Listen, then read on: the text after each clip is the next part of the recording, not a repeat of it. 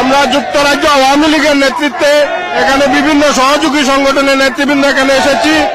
আমরা আপনারা জানেন ইতিমধ্যেই ডক্টর ইউনূস এবং তার সহযোগীরা জোর করে ষড়যন্ত্রমূলকভাবে আমাদের প্রাণপ্রিয় নেত্রী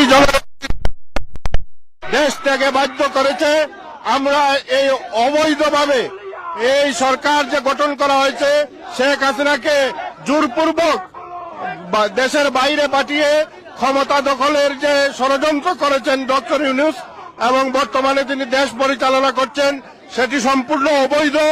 এই অবৈধ সরকারের বিস্তারিত আমরা আজকে পার্লামেন্টের সদস্যদের কাছে এখানে ব্রিটিশ আপনি জানেন মানবাধিকারের পাদদেশ এই গণতন্ত্রের পাদদেশ ব্রিটেনের এই পার্লামেন্টের সদস্যদের কাছে আমরা দাবি জানাতে এসেছি। আমাদের প্রাণপ্রিয় নেত্রী জননেত্রী শেখ হাসিনা এখনো পদত্যাগ করেন নাই, তিনি এখনো